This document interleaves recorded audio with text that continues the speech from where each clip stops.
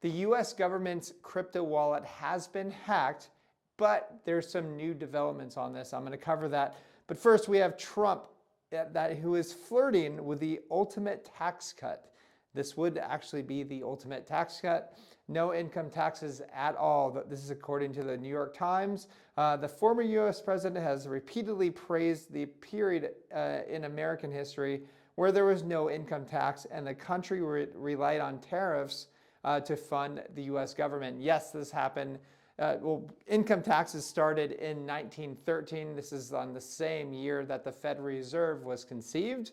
And the next year, that was helped fund World War I. And so that was only supposed to be a temporary tax at 1% or I think it was 1% for the top wealthiest people in the United States. But that quickly changed. You give government 1 inch, they're going to take 5,000 miles. Okay, so don't ever do that. Don't ever give them permission for anything.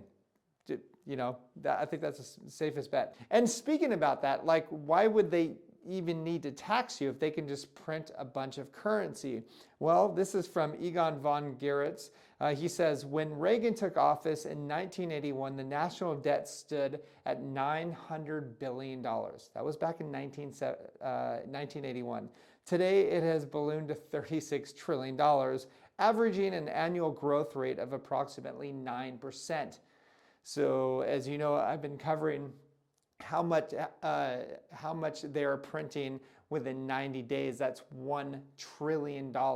So in 90 days, they're printing more currency than back in the entire debt in 1981, which is just ridiculous. So you have to understand, you can see this incline. It is at a hockey stick level right now, and there's zero turning back.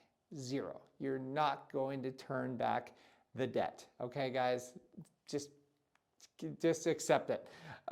That's why we promote Bitcoin, Monero, buy the two. This is why we're not going to sell all of our Bitcoin and Monero. We're not going to sell close to that, okay? And why wouldn't I want to sell my Bitcoin or lots of Monero? Well, this is from Thailand. Thailand's CBDC's pilot to 50 million low-income earners is rolled out according to plan, with 14.5 million people who already received a $300 airdrop with an expiration date. Have we called this or what? I mean, I hand it to Heidi. She's the one that brought this up years ago, that there's going to be expiration dates on your CBDCs. And this is coming to you, America. This is coming to you, Europe. This is coming to pretty much every major Western country in the world. They are definitely eventually going to have an expiration date. They learned that from China, and they're going to bring it over to the West. And so what do? You own Bitcoin and you own Monero. Those are decentralized currencies, okay? They're actually decentralized money.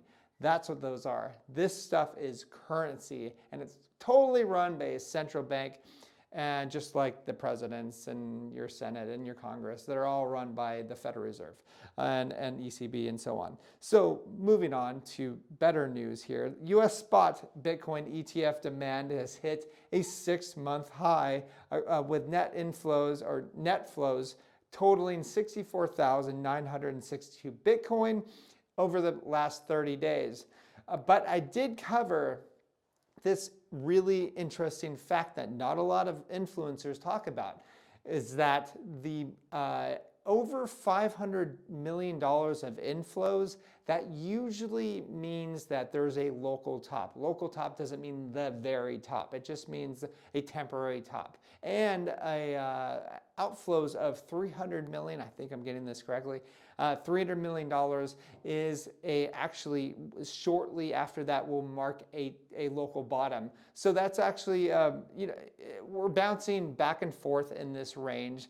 I think this is a manufactured range for sure. I mean, it's kind of obvious right now. They're just trying to suck as much as many longs as possible in Bitcoin. And in my opinion, they're going to dump the crap out of it, and they're going to liquidate a lot of leverage longs. That's just my prediction.